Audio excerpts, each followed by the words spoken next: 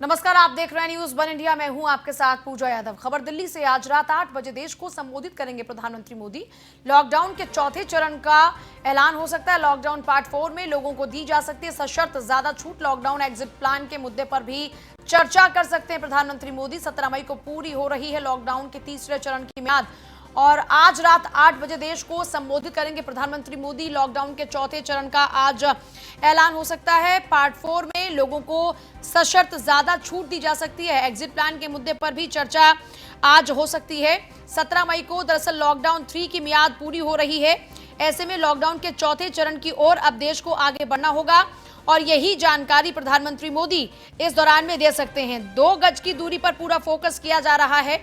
आपको याद होगा जब सरपंचों से, पंचायती लोगों से बातचीत की थी प्रधानमंत्री मोदी ने, उस दौरान में ही इस 2 गज की दूरी का चलन शुरू हुआ था और अब उसी 2 गज की दूरी को हमें अपनी जिंदगी का हिस्सा बनाना होगा। प्रधानमंत्री मोदी ये संदेश बार बार दे चुके हैं। रात के 8 बजे देश से मुखातिब होंगे प्रधानमंत्री मोदी। सरकार की ओर से कोरोना को रोकने के लिए उठाए जा रहे कदमों के बारे में बताएंगे और इसके अलावा लॉकडाउन पर भी अहम ऐलान किए जा सकते हैं। जानकारी ये मिल पा रही है कि चौथे चरण में कुछ अहम छूटें, ज्यादा छूटें दी जाएंगी। मजदूरों के पलायन, लॉकडाउन एग्जिट प्लान के मुद्दे पर भी चर्चा कर सकते हैं इस दौरान में और साथ ही साथ लोगों से एक बार फिर से सोशल डिस्टेंसिंग बनाए रखने की अपील प्रधानमंत्री मोदी करेंगे। ब्रजेश श्रीवास्तव जुड़ गए, एसोसिएट एडिटर। ब्रजेश, अब क्योंकि रात के 8 बजे प्रधानमंत्री मोदी का संबोधन है तो जाहिर सी बात है आज क्या कुछ खास बातें रहेंगी, अब वो पूरा रोड मैप तैयार हो चुका है और जनता भी अब ये सुनने को बेताब है कि आज लॉकडाउन 4 क्योंकि लगभग तय माना जा रहा है, क्योंकि ज्यादातर राज्य के मुख्यमंत्रियों ने इस पर सहमति जताई और कहा कि ये मजबूरी भी है। तो ऐसे में आज क्या कुछ खास हो सकता है? किन रोड मैप को लेकर जनता को भरोसे में लेने की कोशिश कर सकते हैं प्रधानमंत्री मोदी? देखिए, सबसे बड़ी बात यह है कि कल ही जब मुख्यमंत्रियों के साथ वीडियो कॉन्फ्रेंसिंग के साथ रूबरू हुए थे प्रधानमंत्री, तब उन्होंने साफ तौर ये कहा था कि राज्य बताएं कि एग्जिट प्लान क्या हो सकता है इस लॉकडाउन से, यानी कि लॉकडाउन से बाहर निकलने का रास्ता क्या निकल सकता है, ये उन्होंने मुख्यमंत्रियों से पूछा था। लेकिं तब तमाम राज्यों के मुख्यमंत्री, खास करके महाराष्ट्र है, पश्चिम बंगाल है, तेलंगाना है, कई राज्य ऐसे हैं जहां के, राजस्थान है, जहां के मुख्यमंत्रियों ने ये कहा था कि देखिए लॉकडाउन ही एकमात्र विकल्प है, ऐसे में लॉकडाउन को आगे बढ़ाया जाना चाहिए और लॉकडाउन को आगे बढ़ाए बगैर आप जो है स्थितियों पर काबू नहीं कर सकते। ऐसे में एक बात तो तय है कि कम से कम उन तमाम रेड जोन्स में लॉकडाउन कंटिन्यू रहने जा रहा है।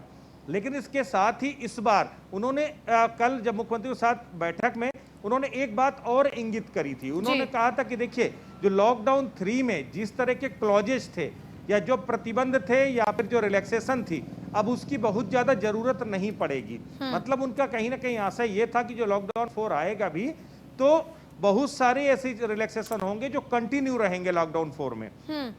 तो ये भी बात मानिए कि खास करके इंडस्ट्रियल सेक्टर को प्रमोट करने का जो है मन बना चुकी है सरकार, क्योंकि रेवेन्यू जनरेशन जो सोर्सेस हैं उसको सरकार को बढ़ाना प्राथमिकता है। लेकिन अच्छा, इसमें एक और चीज ये भी है क्योंकि लगातार मजदूरों का पलायन हो रहा है एक राज्य से अन्य राज्यों की ओर, और क्योंकि उनके सामने इस वक्त रोजी रोटी सबसे बड़ी समस्या है। ऐसे में पहले ही औद्योगिक गतिविधियों को देखिए कुछ छूट यहाँ दी गई है कि आप अपनी फैक्ट्रीज को चला सकते हैं, लेकिन सोशल डिस्टेंसिंग का पालन करना होगा।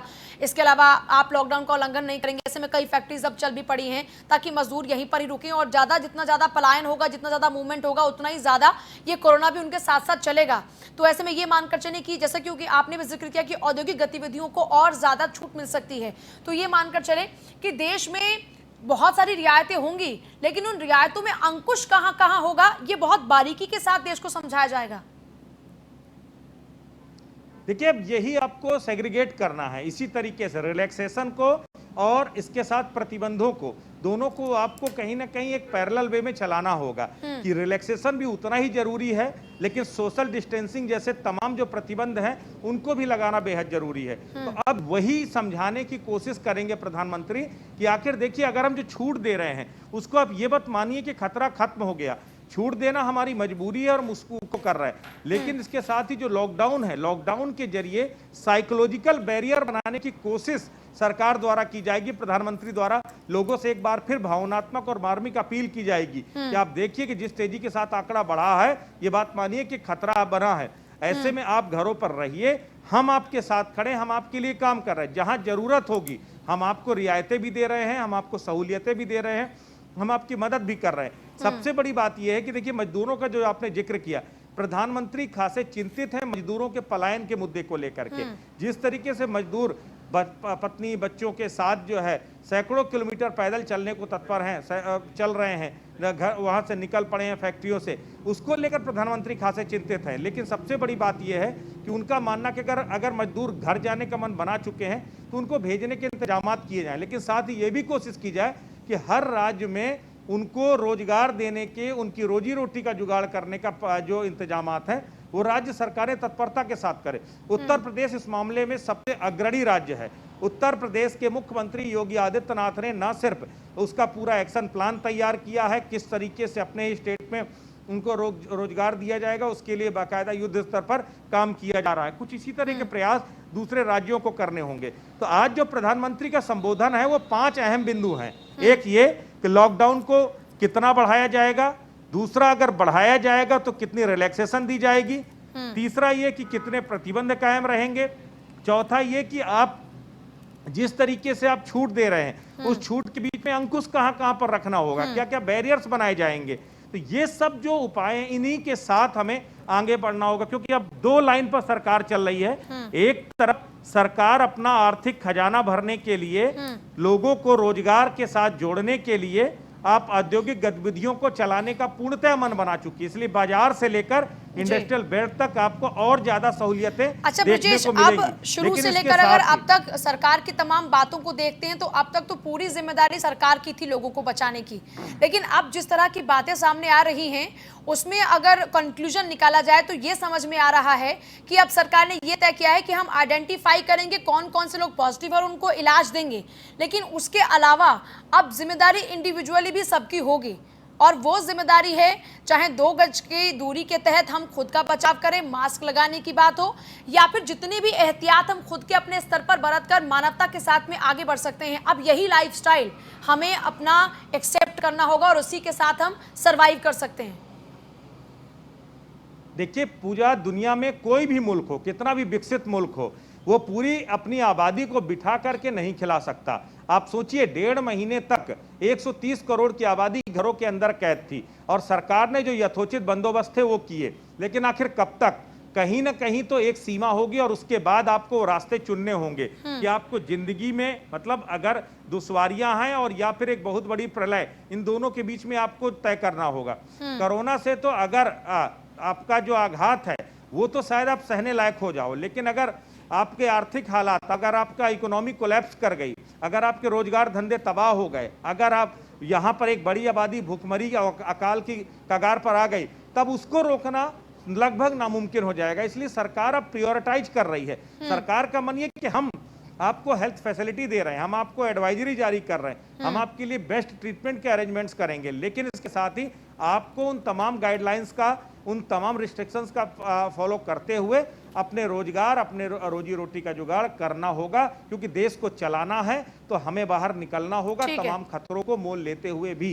तो अब सिर्फ ये है, डेथ रेट पे काबू कीजिए, संक्रमण का ट्रीटमेंट कीजिए और देश को चलने दीजिए। ये सिद्धांत, इस सिद्धांत पे आगे चलते हुए दिखाई देंगे। ब्रजेश, मैं आपके पास वापस लौटती हूँ। आसान शब्दों में अगर इसको समझा जाए तो ये कहा जा सकता है कि जनता को अब खुद की भी जिम्मेदारी समझनी होगी।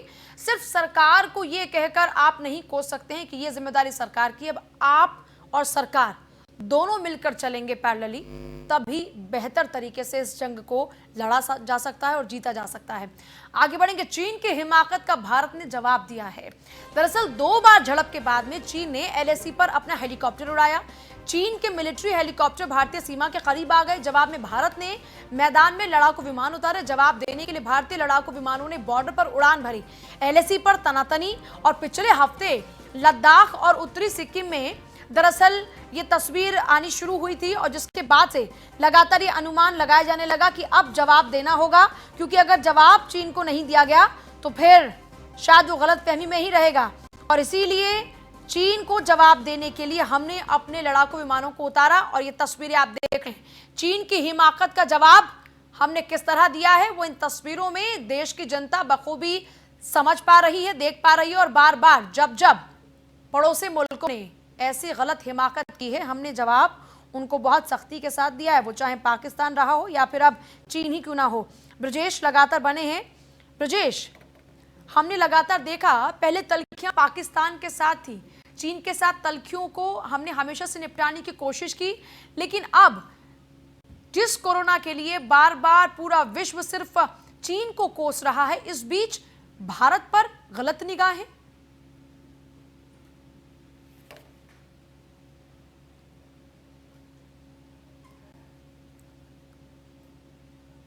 के लिए वो हाथ मिलाता रहा है। मैं आपके पास आ रही हूँ, हमेशा रक्षा से विशेषज्ञ चलता रहा। प्रफुल्ल लेकिन- बख्शी हमारे साथ जुड़ गए। मैं आपके पास लौट रही हूँ वापस। प्रफुल्ल जी, आज जो भारत की ओर से एक्शन लिया गया, इसके बाद हमारी नेक्स्ट स्ट्रेटेजी क्या होनी चाहिए? ये जो एक्शन लिया गया वो एसओपी है, स्टैंडर्ड ऑपरेटिंग प्रोसीजर। जब आपके बॉर्डर की वायलेशन होती है जी। तो कुछ उचित कदम उठाए जाते हैं, वो हमने उठाए और उससे वो वापस चले गए। अभी जी। आवाज आ रही है? जी जी, आ रही है आपकी आवाज। हाँ, वापस चले गए। अब हमारे तैयारी पूरी है, जो हम आप कह रहे हैं वो हम पूरा का पूरा तैयार है। जिसके लिए कार्यक्रम के लिए हमारे जितने बेसिस है कि नॉर्थ ईस्ट में, वो सब के सब फाइटर एयरक्राफ्ट रेडी हैं। जो हमारा प्लानिंग पूरी है, एयर डिफेंस भी रेडी है और स्ट्राइक फोर्स भी रेडी है कि अगर स्ट्राइक करना पड़े एनिमी एरिया में जाके, वो फाइटर एयरक्राफ्ट रेडी है, एयर डिफेंस के एयरक्राफ्ट रेडी है, मिसाइल्स रेडी हैं। तो ऑलरेडी सब अपनी जगह पे तैनात है जी। वो, और ये निरंतर तैनात रहेंगे। ये नहीं कि जिस दिन वो हमला का वो वायलेट करेंगे तो उस दिन तैनाती शुरू हो जाएगी। ये हमारी फौजें निरंतर तैयार हैं, चाहे वो आए या ना आए। जी। तो ये सारी अपनी तरफ से तैयारी पूरी है। अच्छा प्रफुल्ल जी, जब ये कोरोना का संकट काल देखने को मिला, उस दौरान में ही ये कयास लग रहे थे कि ये कहीं ना कहीं एक साजिश का हिस्सा है और इस तरीके से पहले इधर उलझाकर देशों को चीन इस तरीके से ये हरकत कर सकता है, अब ये खौफ पैदा करने की या इस तरह सीमा में घुसने की, और उसके लिए हम डे वन से तैयार थे। लेकिन अभी इस वक्त में ये जो हिमाकत चीन कर रहा है, इसके पीछे की कोई ठोस वजह आप क्या समझ पा रहे हैं? मतलब क्यों ऐसा कर रहा है, जबकि अच्छे से चीन जानता है कि इस वक्त विश्व में अगर कोई बराबरी से मुकाबला कर सकता है तो वो सिर्फ भारत है। देखिए, वो ये जो सब कार्यक्रम है, ये पाकिस्तान को एक किस्म से फेवर कर रहा है। पाकिस्तान के ऊपर प्रेशर पड़ा हुआ है। पाकिस्तान अपना बाल्टिस्तान और गिलगित में अपने फाइटर्स उड़ा रहा है, वो अपनी हरकत कर रहा है। और ये चीन एक किस्म से उसको उसकी तरफ से एक थोड़ा सा प्रेशर डाल रहा है इंडिया के ऊपर। चीन को इंटरेस्ट भी इसमें बहुत है। क्यों इंटरेस्ट है? चीन ने $90 बिलियन लगाया हुआ है सीपीईसी और ओबीआर प्रोजेक्ट्स में, और ये जो पीओके का एरिया है, ये उसके इंटरेस्ट में आता है। तो चीन जो है वो अपना भी हक, अपना पूरा हक दिखा रहा है और अपना पूरा ठीक है सर, मेंटेन कर रहा है। बहुत बहुत शुक्रिया सर बातचीत के लिए। और ब्रजेश भी लगातार बने हुए हैं। ब्रजेश, हम हर तस्वीर को देख रहे हैं। फिलहाल अगर बात करें एक्टिविटीज की, तो भी किस तरह से एक्टिविटीज चल रही हैं? क्योंकि हमने अपनी आर्मी को पहले से ही इस पूरी सिचुएशन के लिए तैयार किया था हर स्तर पर, चाहे वो यहाँ पर हमारी जल सेना की बात हो, थल सेना की बात हो, हमने हर लिहाज से खुद को तैयार किया था। और क्या ये उसी का ही एक हम हिस्सा मानकर चल सकते हैं कि हम इसके लिए बहुत पहले से प्रिपेयर थे और यही वजह रही कि हमने तुरंत से जवाब दिया चीन को? देखिए पूजा, सबसे बड़ी बात यह है, ये बदलते हुए भारत की तस्वीर है। ये वो इंडिया है जो आप जैसा करोगे, यानी सठे साठ्यम समचरेत, जो जैसा व्यवहार करेगा उसके साथ वैसा ही ट्रीटमेंट भारत देगा।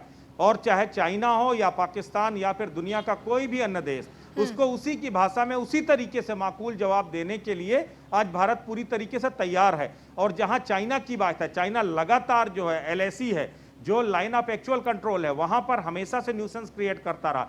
अब सबसे बड़ी बात यह कि उसने कुछ नए ढर्रे हिट किए हैं। जैसे अगर पूर्वी लद्दाख की बात करें, उत्तरी सियाचिन की बात करें, इस तरह के जो है हिस्सों को उसने नए सिरे से, नए बॉर्डर पर अपने उसने जो है प्रॉब्लम क्रिएट करना शुरू किया है। उसके पीछे वजह यही है, वो हर एक अलग अलग जगह पर उकसा करके वहां पर अपना कब्जा दिखाकर, वहां अपनी सीमा को दिखा करके, डिस्प्यूट क्रिएट करके जो है वहां पर चाहता अस्थिरता को पैदा करना, ताकि जो भारत की सेनाएं या भारत का जो फोकस है वो उन सीमाओं में लग जाए और बाकी उसके जरिए वो दूसरे अपने हित सॉल्व कर सकता। और सबसे बड़ी बात जो अभी डिफेंस एक्सपर्ट भी कह रहे थे कि पाकिस्तान को प्रिविलेज देने के लिए या पाकिस्तान को जो सीज फायर होता है, सीज फायर का वायलेशन सिर्फ इसलिए होता ताकि इन्फिल्ट्रेशन बड़े लेवल पर हो सके, आतंकी गतिविधियों को अंजाम दिया जा सके। तो जब चाइना इस तरह की अशांति की हरकतें करता तो ये बात मान लीजिए कि कहीं ना कहीं पाकिस्तान की किसी स्ट्रेटजी पर उसको शेल्टर कर रहा होता है, ताकि लोग सेना का ध्यान पाकिस्तान से हटकर चाइना की तरफ चला जाए और पाकिस्तान अपनी नापाक हरकतों को आसानी से भारत में अंजाम दे सके। तो ये स्ट्रेटजी का हिस्सा भी है।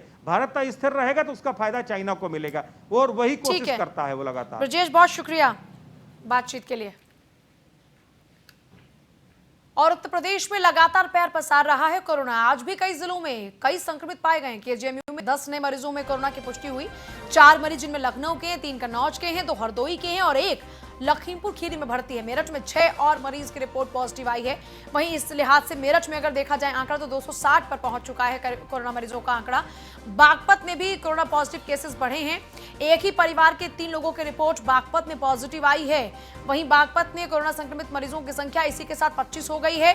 हापुड़ भी इसमें पीछे नहीं है और हापुड़ में कोरोना वायरस से पहली मौत हो चुकी है। पिलखुआ में बुजुर्ग ने संक्रमण से दम तोड़ा। नोएडा में खेलकूद अधिकारी की रिपोर्ट कोरोना पॉजिटिव आई है। रिपोर्ट पॉजिटिव आने से अधिकारी महकमे में इस वक्त हड़कंप मचा है। नोएडा में कोरोना से तीसरी मौत, 60 साल के व्यक्ति की जान गई है। सिद्धार्थनगर में 5 कोरोना पॉजिटिव केसेस मिले हैं। जिले में पॉजिटिव केसेस की कुल संख्या 26 हो गई है। इसी तरह रायबरेली में एक नया पॉजिटिव केस सामने आया है और यहां पर आंकड़ा 49 हो चुका है। वहीं गोंडा में भी एक और कोरोना पॉजिटिव पाया गया है। मरीजों की संख्या गोंडा में हो गई है 22। तो ये है उत्तर प्रदेश के वो जिले जहां पर आज नए केसेस सामने आए हैं और उसी के साथ में यहां पर आंकड़ों में इजाफा हुआ है। रायबरेली की बात हो, गोंडा की बात हो, हापुड़ की बात हो, मेरठ की बात हो, यहां पर आंकड़ों में इजाफा हुआ है आज। और वैसे भी 74 जिले इस वक्त संक्रमित हो चुके हैं उत्तर प्रदेश के। रोहित मिश्रा रायबरेली से हमारे संवाददाता जुड़ गए हैं। रोहित, रायबरेली में हम देख रहे हैं हर दिन कोई ना कोई नया केस सामने आ रहा है। अभी क्या कुछ स्थिति वहां पर बनी हुई है? इन तमाम आंकड़ों के मद्देनजर कोई ठोस कदम जिला प्रशासन की ओर से अभी तक? जी बिल्कुल बता दूं, जिस तरह से लगातार देखा जा रहा है कि रायबरेली में कोरोना वायरस के पॉजिटिव केस लगातार जो उनकी संख्या बढ़ती जा रही है। ये पहले केस जो है 2 थे, उसके बाद फिर 33 केस आए, उसके बाद फिर 2 आए और फिर देखा जाए लगातार 2 दिनों से एक केस भी पॉजिटिव आ रहा है। अब जो लगातार से 2 केस पॉजिटिव आए हैं, ये लोग बॉम्बे से जो है 70,000 रुपए में निजी भाड़े में एम्बुलेंस लेके आए थे। तो इनके 2 साथी पहले ही पॉजिटिव निकल चुके हैं और 2 लोग ये फिर लगातार निकले हैं पॉजिटिव। कहीं ना कहीं लगातार पॉजिटिव केस आने से जिला प्रशासन भी जो पूरी तरह से मुस्तैद हो गया है, पूरी तरह से सतर्कता बरते हुए ताकि कोई और ऐसे केस ना बाहर आए। तो वही जो लोग पॉजिटिव है इनके परिजनों को भी क्वारंटाइन के लिए कर दिया गया और उनको लखनऊ के लिए रिफर कर दिया गया है। ठीक है, बहुत शुक्रिया आपका पूरी जानकारी के लिए। तो देखिए, रायबरेली में हमने आपको तस्वीर दिखाई, वहां पर आंकड़ों में इजाफा हो रहा है और वहां पर भी अब दिक्कतें आम लोगों के लिए बढ़ रही हैं, क्योंकि देखिए बार बार प्रधानमंत्री मोदी भी इसी बात पर जोर देते रहे और खुद सीएम योगी आदित्यनाथ भी इसी बात पर जोर देते रहे कि कोरोना संकट गांव की ओर नहीं बढ़ना चाहिए, क्योंकि गांव में अगर ये संकट बढ़ना शुरू हुआ तो ये बहुत बड़ा संकट बन जाएगा और विकराल रूप धारण कर लेगा। इसलिए स्थिति को यहीं पर ही काबू में करना एक बड़ा चैलेंज राज्य सरकारों के सामने है और इसी पर ही फोकस लगातार केंद्र की ओर से किया जा रहा है और तमाम जो दिशा निर्देश दिए जा रहे राज्य सरकारों को वो इसी ओर दिए जा रहे हैं। क्योंकि देखिए शहरों के अंदर फिर भी अगर गाँव के मुकाबले तमाम संसाधनों का अगर जिक्र करें तो ज्यादा बेहतर होगा। कादिर अंसारी गोंडा से जुड़ गए हैं। कादिर, गोंडा में भी नया केस सामने आया है, अभी तक का गोंडा की स्थिति क्या है? बिल्कुल बताना चाहेंगे, गोंडा में जिस तरीके से कोरोना पॉजिटिव मरीजों की संख्या बढ़ती जा रही है, अभी कल ही की बात है जो है सुबह जो है 6 कोरोना पॉजिटिव मरीज मिले, उसके बाद में शाम में 3 कोरोना पॉजिटिव मरीज और हो गए। तो कल की डेट में जो है 9 लोग जो है कोरोना पॉजिटिव पाए गए। इसके बाद में आज जो है 1 कोरोना पॉजिटिव मरीज की और पुष्टि होने के बाद में जिस तरीके से संख्या बढ़ के जो है 20 हो गई है, तो बेहद चिंतनीय विषय हो गया है और लगातार कोरोना पॉजिटिव मरीजों की संख्याएं बढ़ती जा रही हैं। कल की बात करेंगे तो कल जो है महाराष्ट्र से जो है 3 लोग जो है वहां से भाग के जो है आए थे गोंडा में। 2 लोग जो है एक इटिया ठोक के थे और 2 नवाबगंज के थे। तो प्रशासन को जैसे ही इनकी पुष्टि हुई और इनके जानकारी मिली, तत्काल इन लोगों को पकड़ा गया। उसके बाद में इन तीनों के ऊपर FIR भी दर्ज की गई है। तो गोंडा में जिस किसी कोरोना पॉजिटिव मरीजों की संख्या बढ़ती जा रही है, बेहद चिंता का विषय है। चलिए ठीक है, बहुत शुक्रिया आपका भी फिलहाल तमाम जानकारी के लिए।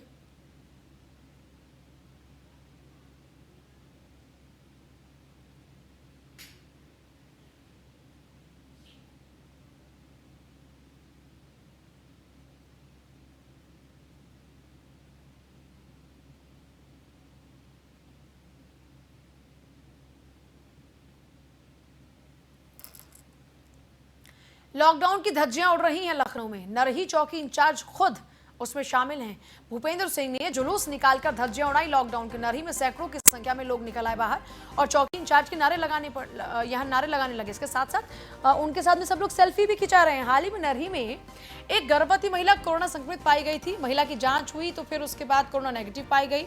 नरही में महिला आई तो गलियों में सैकड़ों की संख्या में भीड़ लग गई। भीड़ का संचालन नरही चौकी इंचार्ज खुद कर रहे थे। ये तस्वीरें आपके सामने हैं।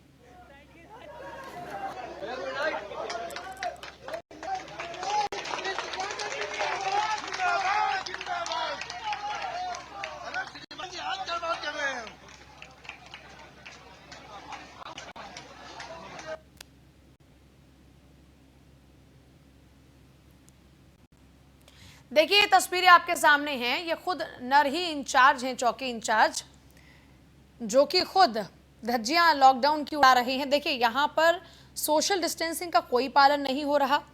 नरही चौकी इंचार्ज भूपेंद्र के साथ में तमाम लोग यहाँ पर सेल्फी खिंचा रहे हैं।